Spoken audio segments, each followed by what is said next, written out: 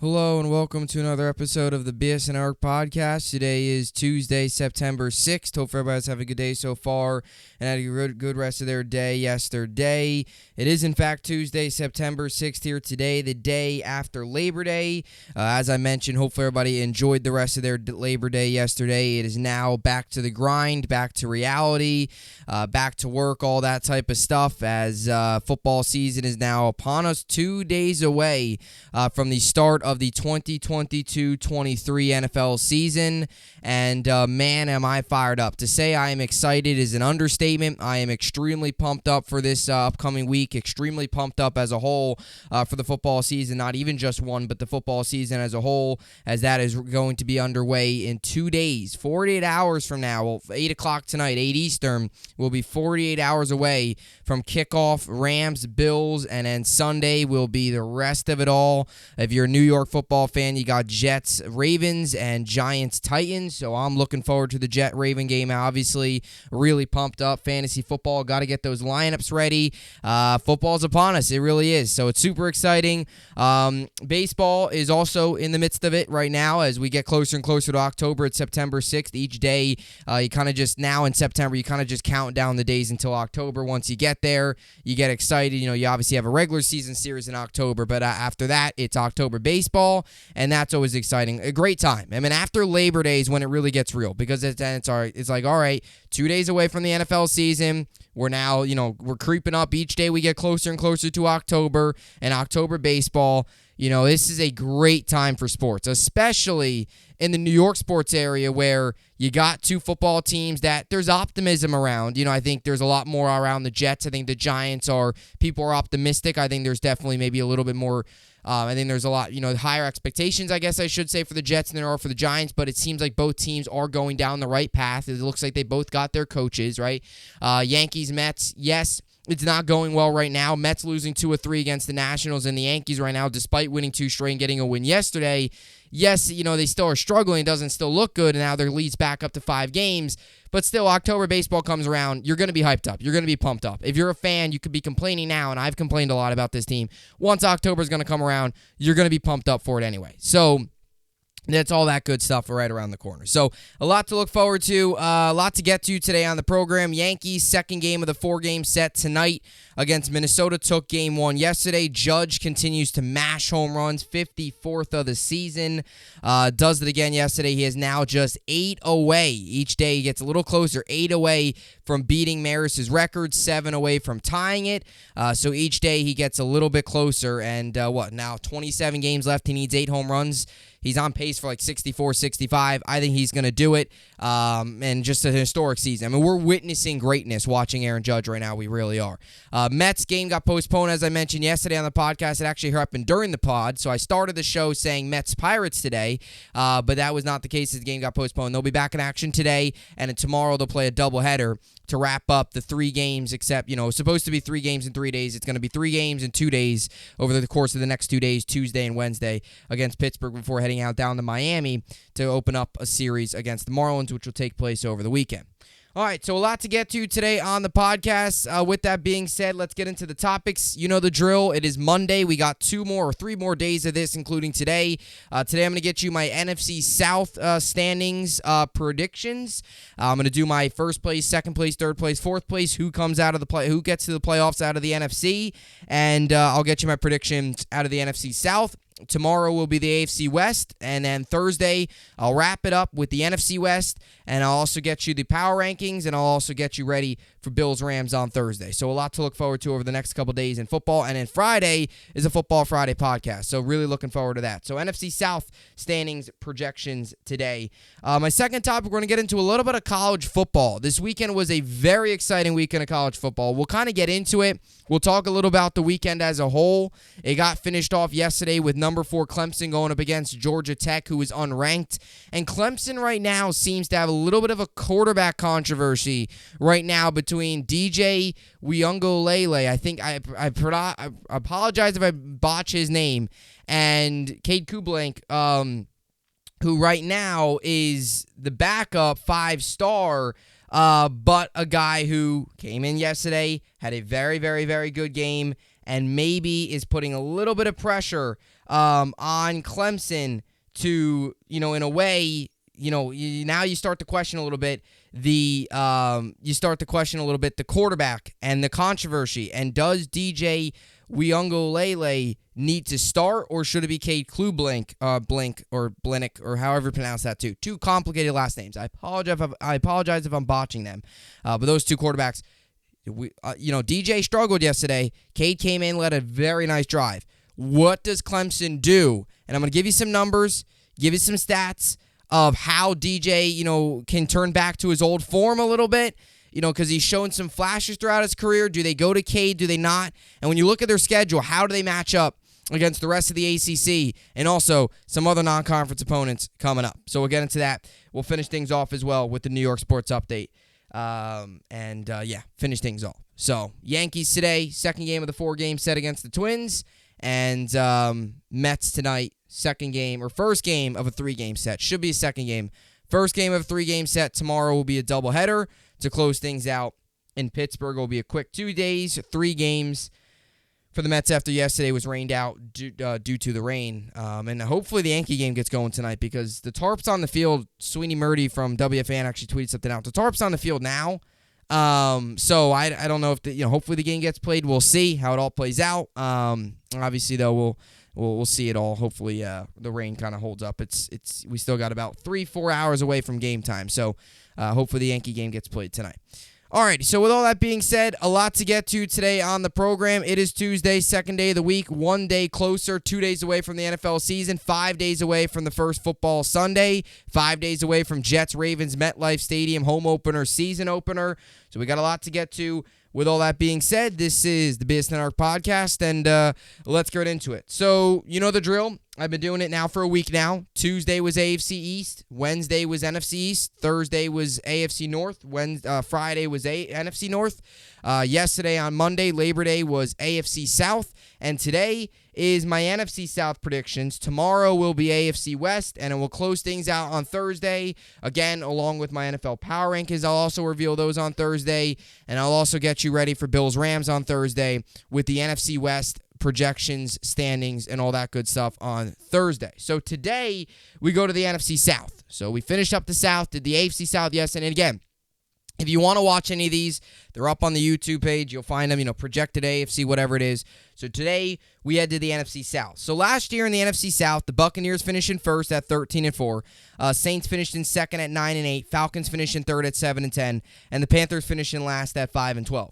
Out of the 4 teams, Buccaneers were the only team to make the postseason at 13-4. As we all know, they ended up losing to the Rams in the postseason. Saints, Falcons, Panthers did not make it, as they all missed the postseason last year. So last year, there was only one team that came out of the NFC South, and that was the Tampa Bay Buccaneers. This year, we'll see if that's the case. I think there's some optimism around Carolina. There's some optimism around New Orleans. There's obviously going to be optimism around Tampa because of Tom Brady coming back and obviously him retiring in the offseason and then like a month later saying, oh, no, I'm coming back. The Falcons are the only team when you look at the division. This is one of these divisions where there's a lot of optimism with some teams. A lot of people feel like if Baker Mayfield can get hot and roll like he did in 2020 with the Browns, they can make the postseason. If Winston could cut down on the turnovers that have a big year, maybe New Orleans can make some noise. Tom Brady and the Buccaneers are always going to be in it as long as Tom Brady's the quarterback. The Falcons are the only team, I feel like, that are kind of, you go into this season and you're saying to yourself, geez, they're going to be really bad, So that's how I see it. I see it as, they're just not going to be good. That's how I see it. So here are my standings predictions for the NFC South. So I'm going to start things off. I think this is obvious. I think a lot of people are expecting this. I got the Buccaneers coming in at number 1. Now, again, I'm not a huge fan of the Buccaneers. I mean, I don't like them. I don't like Brady. I think you're going to see maybe a little bit of a regression from Brady this year. I think, again, I'm not saying that he's going to stink, but I think you might see a little bit of a regression, times I think coming to a close for Brady. But again, it's Tom Brady. You can never count him out. I don't have to say much about this team. They added Julio Jones in the offseason, who, by the way, is not going to be a lethal number 1 receiver like he once was in Atlanta in the NFC South. But he's still a solid asset. He's still a very, very solid receiver, a guy that can still be used, in certain packages, obviously led by Mike Evans. You got Chris Godwin. You look at the defensive side of the ball, they got some nice pieces on defense, albeit they did lose Jordan Whitehead. but they still have some really nice pieces on defense. This is a good team. I mean, the Buccaneers are a good team. Now, they do have concerns up front on the offensive line. Obviously with Ryan Jansen going down in training camp, early in training camp, he's done for the year. There are some concerns on this offensive line, I think, which could derail some things, because if the offensive line struggles, number one, Brady hates to get hit, and number two, you got a running back in Leonard Fournette that a lot of people are very high on this year. A lot of people are drafting him very high in fantasy football. He's one of the better running backs out there when you look at the top 15, top 10 in terms of fantasy. He's a guy that a lot of people have high expectations on. He's going to get a load of the carries. Now that, Ronald Jones, all that, no longer, it's all going to be Leonard Fournette. So, he's going to be a guy that's going to get a ton of carries, going to get a ton of opportunities. Especially, I feel like, if Brady maybe shows a little bit of regression, you're going to see a lot of carries go to Leonard Fournette. They got weapons. They got all of them. No, they don't have Gronk, but they still got a lot of weapons. My biggest concern with this Buccaneers team is their offensive line. Their offensive line, this might be one of the worst offensive lines in front of Tom Brady. There's injuries. There's question marks.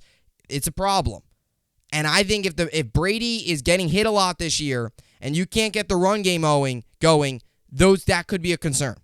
But I also look at this Buccaneers team and say, you look at the positive. You have Tom Brady on your roster. Tom Brady has shown no signs of slowing down. Yes, he retired. He came back. But still, he hasn't shown many signs of slowing down. Now, maybe is he as dominant as he once was? Who knows?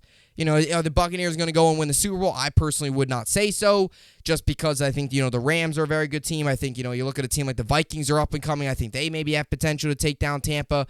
So when you look at the NFC West, there's obviously some solid teams there too that, maybe could have a couple big years. You look at Arizona, you look at San Francisco, teams like that. We'll get to that on Thursday. But, I like, the Buccaneers are a good team. They're a talented team. They've really shown no signs of slowing down, specifically Tom Brady. Yes, the offensive line's a concern, but it's Tom Brady. He's the best quarterback of all time. You got a new coach in Todd Bowles, brings a little bit of a new energy, and you also have a running back with very high expectations, and a running back that you feel like is going to make a big impact in Leonard Fournette. So I like the Buccaneers to finish in first in the NFC South. My floor for them is 8-9. That's my floor. And again, I feel like this is the floor being 8-9. I feel like is just I think the floor is, again, if Brady struggles because the offensive line's not good and you can't get the run game going. That's how I see it. By the way, we just got news in. Twins Yankees tonight postponed. Just wanted to let everybody know. Twins Yankees tonight has been postponed. We'll see what they do with the schedule. Any of that. But their floor 8-9. That's their floor. Again, if the offensive line struggles and Brady doesn't have time in the pocket, that's a concern. Their ceiling's 14-3. It could be 13-4, but again, it's Tom Brady. If they start to light it up and they start to dominate, they're capable of winning 13, 14 games. Let's be real here. There's a lot of talent on this roster. They got two very good receivers. They got a very good running back. They got a very good defense, a defensive-minded coach in Todd Bowles, in which has done a phenomenal job in his career as a defensive coordinator. Now it's his opportunity to take over as a coach and see what he can do. I'm rooting for Todd Bowles. I am. I don't like Brady, but when Brady leaves, I think you're really going to get a good look at Todd Bowles, and I hope he, I never hated Todd Bowles when he was with the Jets. I've always said that. Todd Bowles was a likable guy. Never hated him. I was never really calling for his head. Time was up, 4 years, 3, 4, what was it, 4 seasons with us. 3 of the 4 were losing seasons, one of which, you went up in Buffalo and you got absolutely killed in the week 17. So it wasn't great, but I never minded Bowles. So I do want to see him do well. And, 14-3 again, if everything kind of goes well, that could be your ceiling. My prediction for the Buccaneers, 12-5. I think that's reasonable. Again, there are some questions, but you got a good running back. You still got a solid receiving core. Tom Brady's your quarterback. As long as he's the quarterback, Buccaneers are going to be in first place in the NFC South. You got to face the fact. Buccaneers coming in 12-5, finishing in first. All right, my second place team, this is where it gets a little iffy, where people might disagree. I have the New Orleans Saints. Again, I'm not a huge fan of Jameis Winston. I'm really not. I'm not a big fan of Jameis Winston. I'm not a huge fan of just what he brings to the table in terms of his turnovers, issues, coming off a torn ACL, all that type of stuff. But he does seem like, in a way, it's almost like maybe he does make a jump. The big thing with Winston, he's got to limit the turnovers. I mean, those years in Tampa where he was turning the ball over left and right, you got to limit those. I think there's a lot of positives around Jameis Winston. I think there's a lot of positives around the defense, or around the offense and the defense. The defense has a couple really, really good pieces.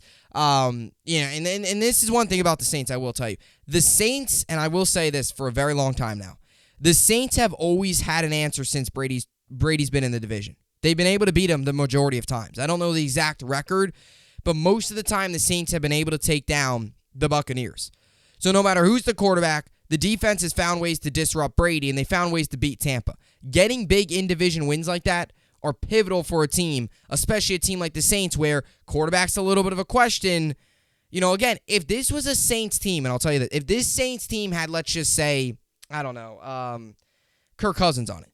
And I'm not trying to say Kirk Cousins the greatest quarterback of all time. You could make the argument they are better than the Buccaneers. You could make that argument.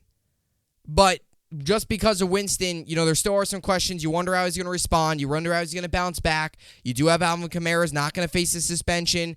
You bring in Chris Olave. I think they overdrafted a little bit, but still a nice piece. Michael Thomas, you hope can stay healthy. There's definitely some solid pieces to the roster.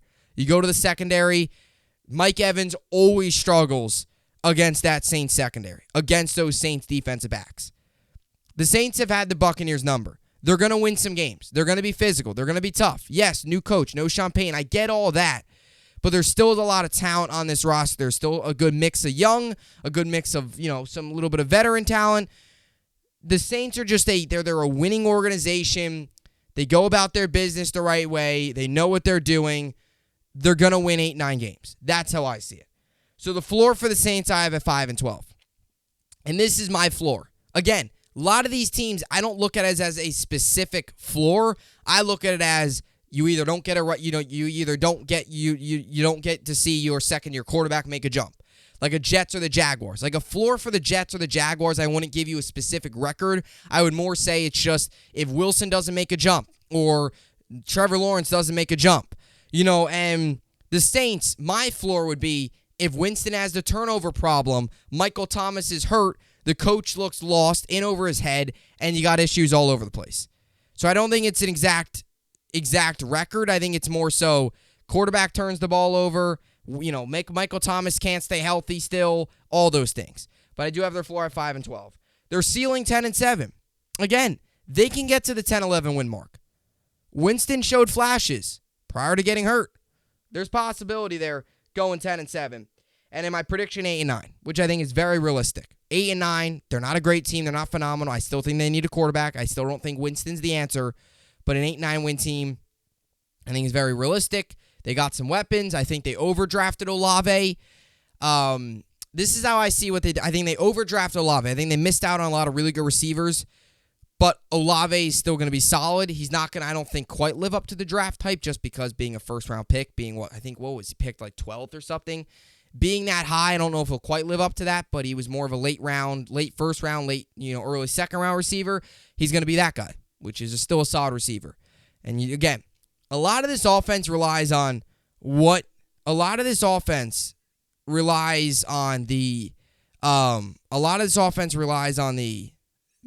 health of Michael Thomas. That's how I see it. Health of Michael Thomas is big in this offense. Also, Jameis Winston turnovers. If he can't turn the ball over, there's going to be problems, right? Or if he continues to turn the ball over, there's going to be problems. So Winston, those are the big things. Those are the big things. If Winston makes the right moves and Michael Thomas can stay healthy, this team could get to that 9-10 win mark. But I have him at 8-9, finishing in second. My third place team is the Carolina Panthers. This was a tough pick for me. This was a really tough pick. And the reason I say this is because the Panthers, I think, out of all these teams, have some of the higher upside, but there's just a lot of question marks when you talk about health and you talk about quarterback. That's how I see it.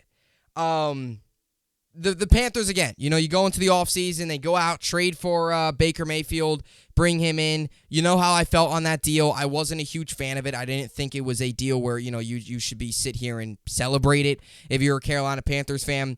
I also wouldn't sit here and say it was a terrible move. I kind of saw it as there wasn't really a win-win. It was kind of just Browns got rid of their quarterback. they're not really the winner. Because now you look at them, they got an issue at quarterback, so they're not really a winner. There's more losers in the deal. Baker Mayfield's not so much a winner because he's going into a situation in Carolina where you really don't know the future of the head coach. And, you can't say, I feel like they're really, and you really can't say Carolina's the winner because you don't know what you're going to get at Baker Mayfield. That's how I saw that deal. There's other deals where you say, yeah, this is probably the winner of the deal and this is probably the loser. You can't say the Browns are probably the loser because the Browns realistically should have never got rid of Mayfield. They probably should have held on to him. I know there was some friction and all that stuff, but if they could have made amends and could have made a way to keep Mayfield on the roster, it would have been smarter than having to roll with Jacoby Brissett the first 11 weeks. You know how I feel about that. You can go and watch the AFC North prediction video.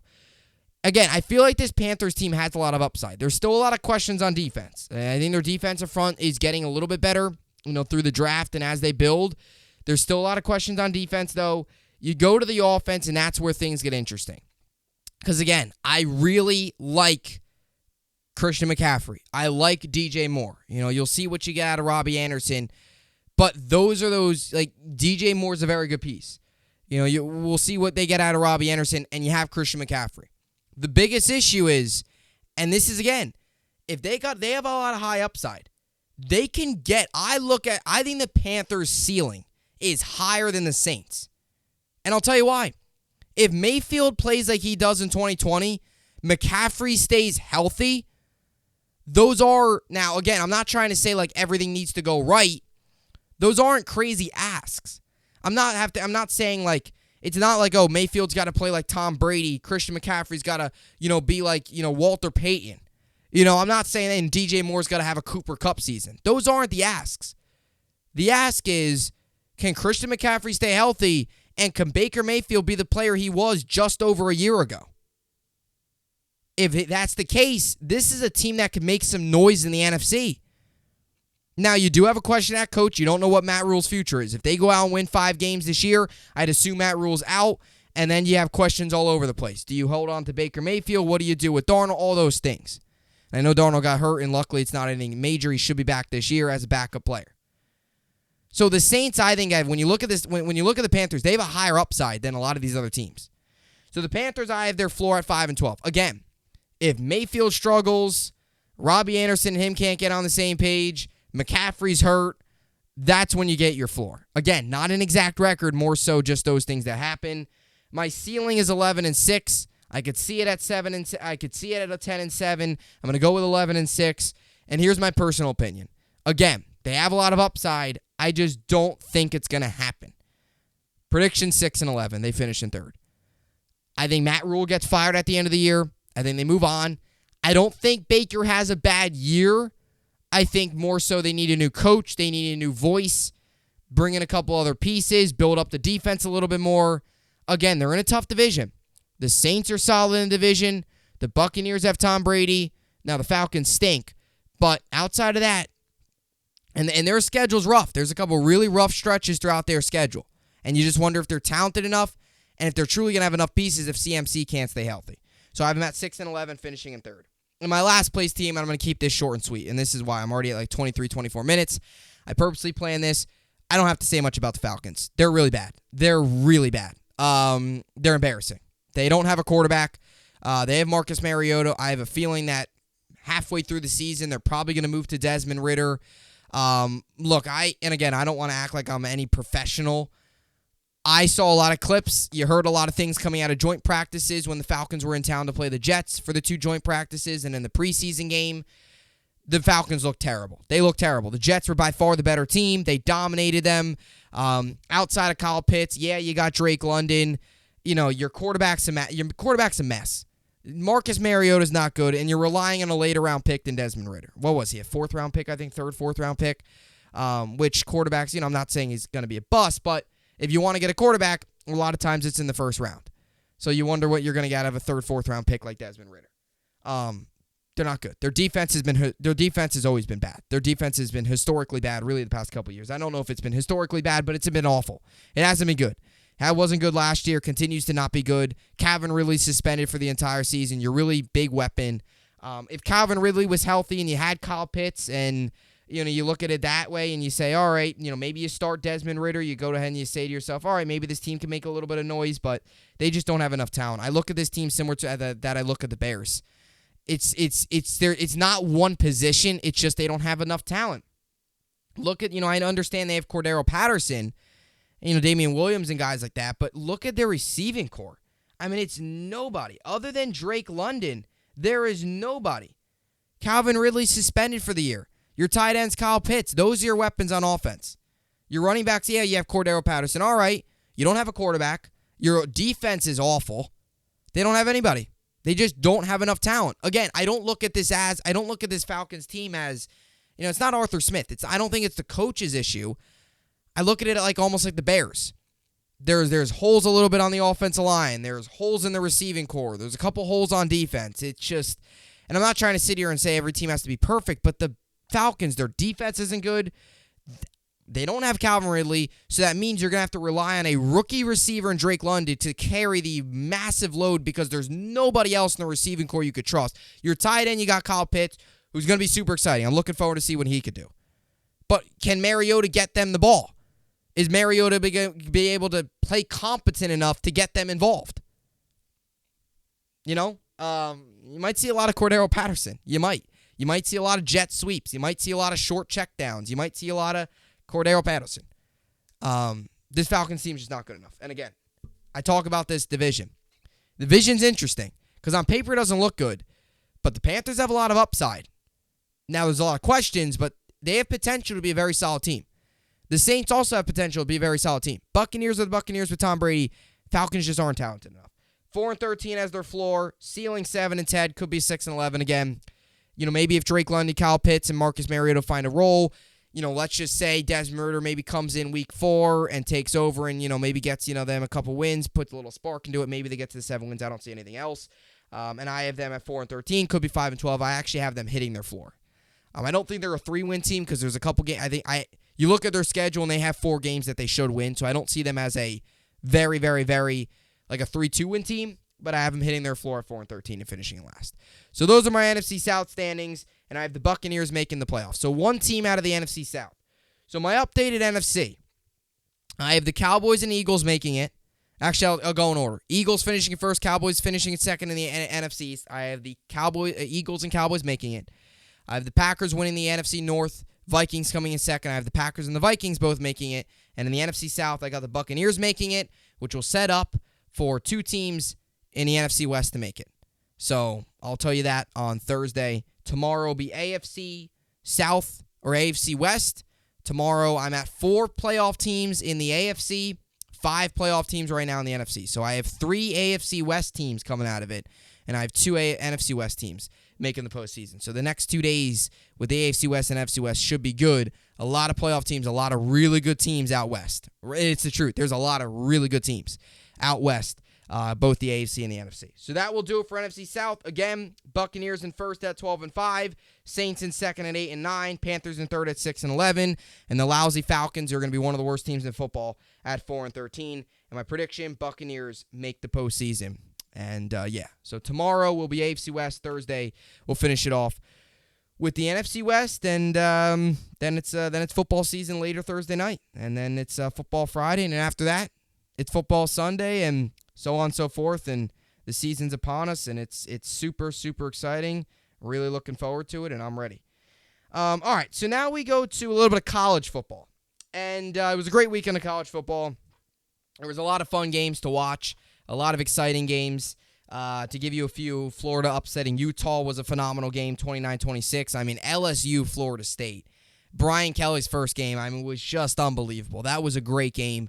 You have the muff punt by LSU. Florida State then fumbles on the 1. LSU takes it 99 yards. 99 yards. And they missed the extra point. They missed the extra point. I shouldn't say. The extra point was blocked. I shouldn't say they missed it. It was blocked. A couple other games. Arkansas-Cincinnati was good. Arkansas got the win 31-24. I think Arkansas is going to be a pretty solid team this year. So Cincinnati not making a very good case for themselves to try to maybe make a little bit of a push again. Losing Ritter, losing Sauce definitely hurt them. But Arkansas got the win. Some other good games. Ohio State Notre Dame was a solid defensive game. That was a solid game. Other than that, there was your old-fashioned blowouts. Oh, Pitt, West Virginia on Thursday was really good. And then just kind of looking up and down here, you obviously had your blowouts, 51-7. Michigan, 49-3. Oregon, Georgia. Obviously, former defensive coordinator at Georgia, now the head coach at Oregon. That was a bad game. I had high expectations for that game. I was excited for that game. And before you know it, that game was out of hand. You knew that game was out of hand when you go into halftime up 28-3. Now, Georgia is an Atlanta team, and do they blow it?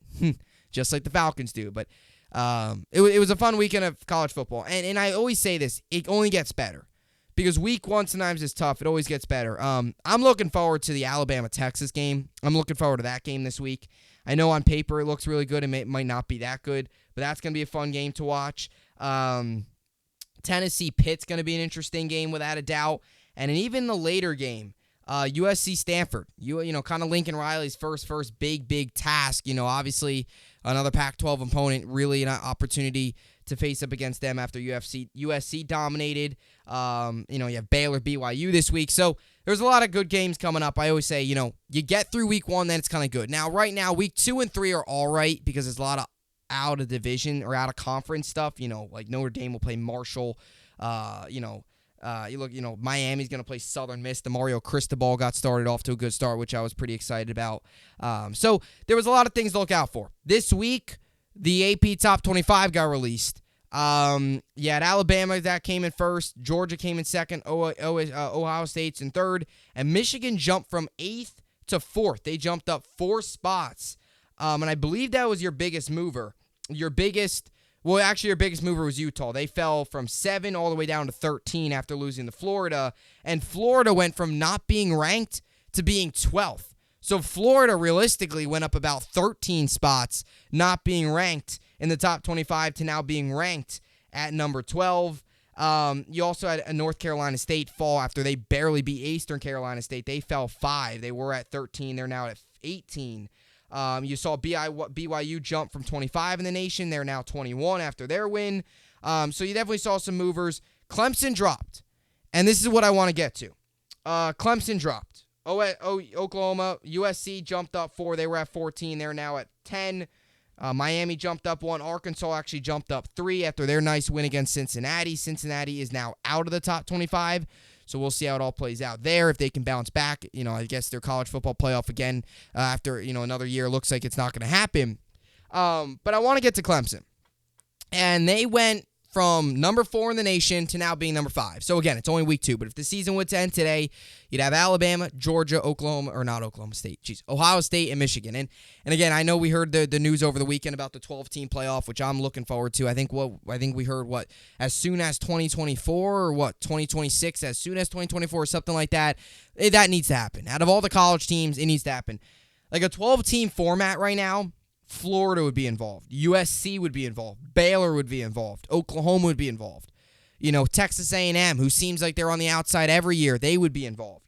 A team like Miami, Michigan State, Utah, even after they lost, they'd still be in the mix because they're only 13. They'd still be in the mix to get in the top 12. It takes one loss and a big win for Utah to get back into it. Utah's chances now making the playoffs, really, really slim. Now, they could still make a big bowl. Obviously, that's way down the road. But I want to get to Clemson because Clemson this weekend, we all know Powerhouse had a really tough year last year. In a way, I've had kind of a tough time last year, obviously being their first year without Trevor Lawrence. Had a tough time last year, to say the least, transitioning from Trevor Lawrence to DJ Uiagalelei.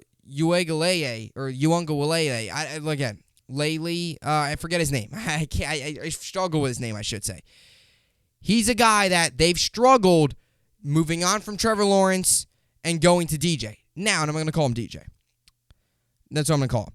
Now, again, this is somewhat normal in college football. You see this sometimes where schools will, you're talking about Trevor Lawrence, you're moving on from, right? And a guy that obviously got drafted first overall to the Jacksonville, struggled last year. I've gone through the Jaguars in the AFC South and all that stuff. And, We'll see if he can make the year 2 jump. But for a school like Clemson, sometimes it's tough to bounce back. Now, they did have the number 1 overall, recruit in Cade Kublink, who took over yesterday late in the game, led a really nice scoring drive.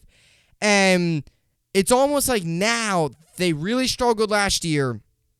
And watching that game last night, the offense just doesn't look the same. Now, this is the question. Is this just Clemson's offense and the way they run things? Is this the problem? Or is it the quarterback?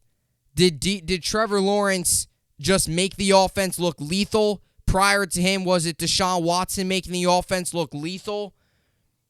And then now, you bring in another quarterback that might not be as good and just not as good, and the offense just doesn't flow all of a sudden. That's a real question. Those are the 2 big questions people are asking. That's the first question. Because it's a real question. Because Watson and Trevor Lawrence, both being in your offense, both being back-to-back quarterbacks for the school, those are 2 pretty good guys to have as your quarterbacks, if I had to say so myself. So to have those guys be in your system, the system to clearly work, and now they're both gone, obviously. Watson many years prior, Trevor Lawrence just, last year was his first year in the NFL, being his rookie year.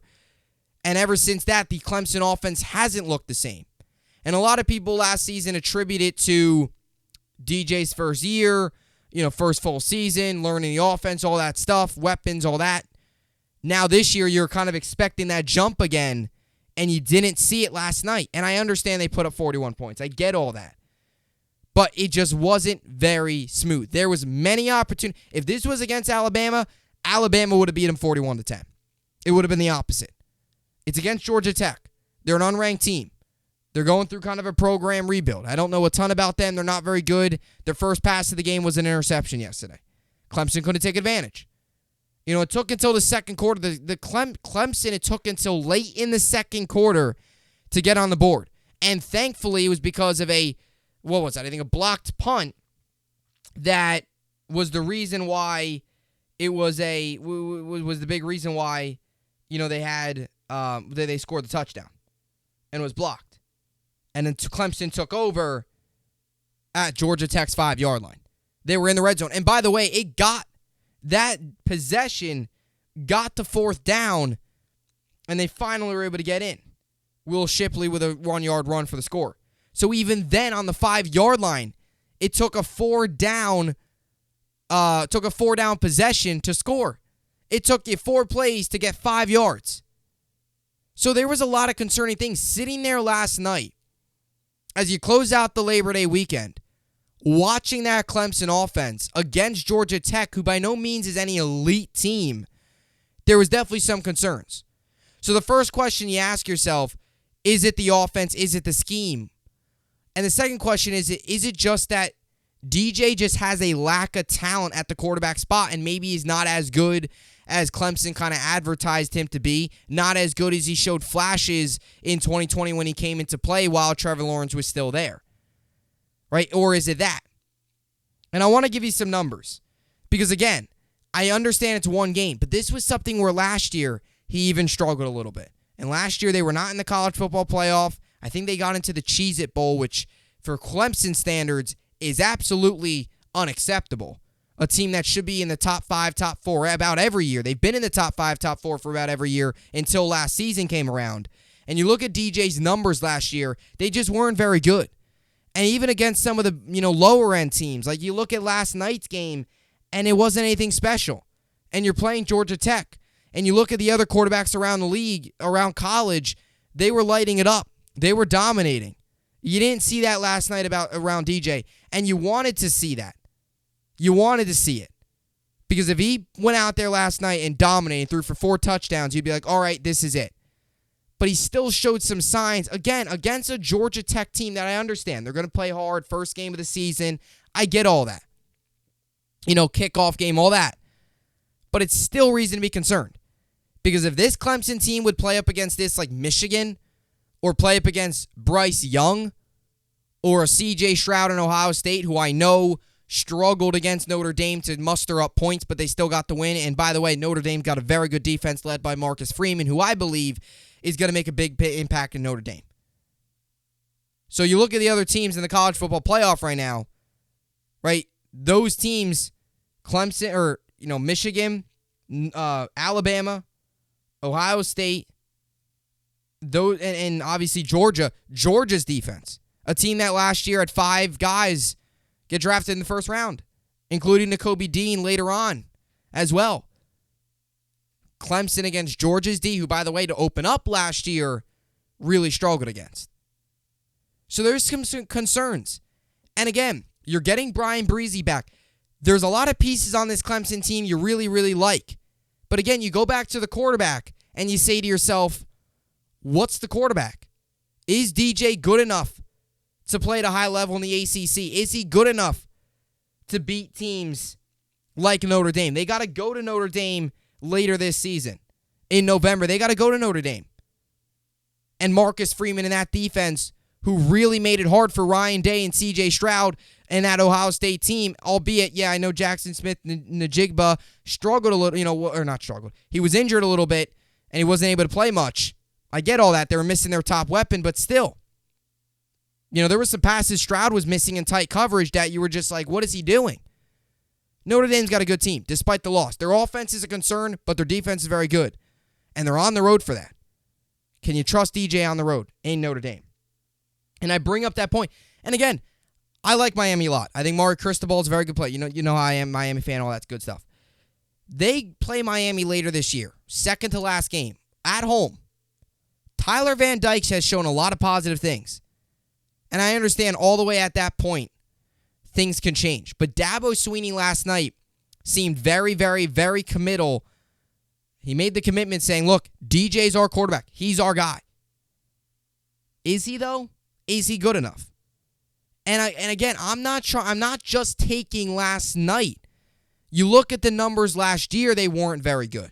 I'm not saying that he can't turn it around and he can't, turn into this very solid quarterback that can take Clemson to another one loss or undefeated season, take them into the college football playoff and make some noise. I'm not saying that it's impossible. But I would say for Clemson, you definitely have to take a look. These next couple games, you got to look and scout and take and say, look, if he struggles the next 3-4 games, before you get into the big games against North Carolina State, before you get into the big games against against Wake Forest, even later on in the year, Florida State seems like a team that can make some noise. I mean, I'm not saying win it all, but they crushed their week 1 opponent, forget who it was, and they beat LSU, who nobody saw coming. Mike Norvell now seems like he's got a solid team. You look at them and you say to yourself, all right, they're on the road too. And anytime that is a rivalry, there's going to be high energy in that game. Can DJ go on the road and beat Florida State, who right now has shown a lot of positives on defense in that LSU game? They play against some very good defenses on the road in Notre Dame, on the road in Florida State. Wake Forest defense not very good, let up a ton of points in their defense not great, but I think you should take care of Wake Forest. But North Carolina State, a team with high expectations. And then even later in the year against Clemson. Do you trust DJ in those games? I don't know. And I want to give you some numbers. Because, again, this isn't something that just happened last night. I'm not sitting here and overreacting to something that just happened last night with Clemson. This is something we've kind of seen throughout last season. So last year he struggled. And again, they got to the Cheez-It Bowl, not where Clemson wants to be. I'm going to go all the way back to Notre Dame in 2020. When Trevor Lawrence couldn't play, I forget the exact reason. It was either close contact COVID or he had a concussion or something like that. But he went into Notre Dame, and this was the crazy 3-4 OT game in 2020. This was his freshman season. So it is a little skewed. They weren't really, fully. Now they did have to prepare for him, but there wasn't a ton of film on him. There wasn't a ton of, knowledge on DJ Uiagalelei just because of the fact that, he didn't play a ton prior to that. But let me give you his numbers in that game 2020 against Notre Dame and show you where there is potential where if he can get back to that old form, Clemson will be just fine. But if he's the player that he was last night and all of last year, Clemson's going to struggle, especially against some of these marquee matchups, and the one you circle is Notre Dame. because of the way they played against C.J. Stroud. Their defense did not lose that game. It's because their offense and their quarterback couldn't move the ball, which they'll have to get ironed out and figured out. Notre Dame held C.J. Stroud and Ohio State to 21 points. You're not going to see that very often. They held Ohio State to 7 points, I think, in the first half. I think that was the first time they showed a stat on the screen on Saturday night. It was like the first time in, however, Ryan Day's era where they held him to that many points. C.J. Stroud, by the way, one of the Heisman favorites. Up there with the Bryce Young and, going to be, Bryce Young, C.J. Stroud, going to be the two main draft quarterback prospects going into next year's draft. Notre Dame did that. They got to go on the road later this year to play Notre Dame. And I know a lot can change from now to then, but still just looking at it and saying to yourself, wow, do you trust him? But let me show you his numbers against Notre Dame in 2020. 29 completions, 44 attempts in that game. He had 439 yards. He had a completion percentage of 65.9. 2 touchdowns, no picks. Had an overall rating of 164.7 and a QBR of 89.2. Those were his numbers in 2020 as a true freshman against Notre Dame on the road. Now again, last year he struggled, and look at his numbers last night. Neutral site, albeit not at home, I get that, but against Georgia Tech. Georgia Tech, you should take care of business against them. They did, but DJ struggled a little bit. 19 of 32, 209 yards, 59.4 completion percentage, 1 touchdown, no interceptions, 124.5 rating, and a QBR last night of 39.4. That's not good. A QBR of 39.4. His QBR walking out of the stadium in Notre Dame, yes, they lost that game. I think, 47-40. It was a crazy game, but it was 89.2. He threw for 439 yards that game. Last night, he threw for 209. He barely got over the 100-yard. He barely got over the 200-yard mark. Like the lowest threshold is like in the hundreds. If you're a quarterback and you throw for like 150 yards, people are going to look at that and throw up in their mouth. And I don't want to mean that in like a negative way, but it's the truth. You throw for 200 looks a little better. 280, 290, 300. All right, now you're talking. 400, that's great. But look at the numbers. 29 completions in that game at Notre Dame. Last night he had 19. 44 attempts. He had 32 last night. Not that means a ton, but still.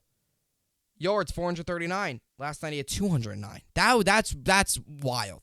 209 yards last night. They scored 41 points. If I showed you just the score of 439 the score 41-10, you would think, all right, the quarterback probably threw for 350 yards. He threw for 209 last night. 65.9 completion percentage. His completion percentage last night got all the way down under 60%, which is really concerning for a quarterback, 59.4. 2 touchdowns, only 1 touchdown. Obviously did not throw a pick. The touchdown's not a crazy thing. This is also the rating, 164.7. Last night was 124.5. So that's down about 40 points, 40.2 to be exact. And a QBR of 89.2. Well, last night down all the way down to 39.4. So there's reason to be concerned. And I know Dabo Swinney's not going to stand up there and say, we're going to give Cade an opportunity and all that stuff. He's not going to do that. He's going to be committal to his quarterback. He's going to make the commitment. But you can't sit here and tell me there's not a little bit of concern in Clemson right now. There's not a little bit of concern going through those meetings right now about, do you truly trust DJ and this offense led by him, who really struggled against Georgia Tech, took them all the way into a blocked punt to set them up on the 5-yard line, and it took them 4 plays to get in. Do you trust him against Miami, a rejuvenated Miami team with Mario Cristobal at the helm, against Notre Dame on the road, who held C.J. Stroud and the Ohio State Buckeyes to 21 points? Yes, their top receiver was hurt for the majority of the game, but still, it's C.J. Stroud. It's the Heisman favorites. It's probably going to be a top 5 pick in next year's draft. Do you trust DJ in those games? It's a big question. And you really don't know. You just don't. You can't sit here and tell me Dabo Swinney really trusts him. You can't. They don't have enough power right now to beat Alabama. They don't have enough offense to beat up on Georgia's defense. They don't have enough offensive power to, win a shootout against Ohio State. And Michigan poses a lot of challenges. do you trust him against Michigan? So there's a lot of concerns. I'm not going to sit here and say it's over, but as kind of a viewer, I do feel like it is time to truly be concerned. Because you know how I am. I'm not going to sit here and panic after one start or after one game. If he threw 3 interceptions yesterday and that was his first ever game in college football, I would go in and say, look, he was nervous, national television, all that stuff. You can't gauge a guy off of one game. You can't. You just can't do it. Right? There's many guys in their careers, even batters. They go 0 for 4 in their first game, 4 strikeouts, and they bounce back. He's talking. Everybody's going to have a bad game. But the issue with DJ Uiagalelei, or however I pronounce his last name, again, I apologize, messing it up. That's why I've been calling him DJ this entire time. The issue with him is we saw all of last year where there was a lot of these struggles, not a ton of yards, struggling against not really very good teams. I mean, the ACC is not very good. He struggled against some of those ACC teams. You go into the season with high expectations, some weapons around him, and he struggles to muster up points and muster up, offense against Georgia Tech. I mean, we're not talking about Notre Dame, Alabama, Georgia here. You will later in the year, but it's Georgia Tech. You should take care of business easily against them. And I get it, they did, but not fully because of DJ. He struggled a little bit. So there's definitely some concerns with Clemson. Now, is it time to give up just yet? No, but do I think they should definitely give Cade Klubnik some snaps, first team in practice? Do I think they should give him some more reps in games? They got a game coming up against Furman, I think. That should be a blowout. They got another game, and then they really start ACC play. I definitely think so. Because once, if you start losing games against Wake Forest, and if you lose a game against North Carolina State, and you lose a game against Notre Dame, you're not making the college football playoff. You got to go on the road to Notre Dame, and you lose there, and you get smoked, you're not making the college football playoff. So, no, they got to make a decision fast, and they got to make a decision. They got to make it fast, because before you know it, the season could get out of hand. If they start losing games that they shouldn't be because of DJ and because of the quarterback situation. So that's how I see it. And last night, Cade Klubnik came in and led a 64-yard drive or whatever it was for a touchdown. And you look at his numbers, and I understand it was only one possession, but he was 4 of 6, 50 yards, 8.3 was average per play, touchdown, and boom, 94.6 QBR. DJ's was 39.4. I know you're comparing a guy who threw 6 passes to a guy that threw 32 passes, but Cade led a very good drive late in that game. Another thing with DJ, too, he was only averaging about 6 yards per attempt in that game. 6 yards. That's not much. And I go back to the goal line where they blocked the punt. And yes, they scored. And I know they scored all that stuff. And then no matter how you get in, you get in. But it took them 4 plays to get 5 yards. It took them to get a run play on 4th down and goal at the 1-yard line to score. It took them 4 plays to get 5 yards. It's a little concerning, I will tell you. So we'll see how it plays out with Clemson. Again, not giving up on them yet, and not giving up on them. I'm not saying that their season's over, but Clemson does have to watch out with the quarterback situation definitely right now, because it could get out of hand if DJ continues to struggle and they don't turn it over to Cade. That's how I see it. All right, so that's what I got for Clemson and their quarterback situation. We'll see how it all plays out, what Dabo Swinney does, if they make a change, if they don't make a change, if they wait and make a change, whatever it is. As for the MLB today, no Yankees. Game got postponed. They'll be back in action tomorrow night. Anthony Rizzo, by the way, is on the IL. Let's see if we got an update on the Yankees game. So I don't think. Okay, so tomorrow Yankees will have a doubleheader. So Domingo Germán will pitch in Game 1. Garrett Cole will pitch in Game 2. I'm trying to see here when I guess it's probably going to be a day-night doubleheader tomorrow. It'll be a day game and a night game. So that's basically probably what it's going to be like.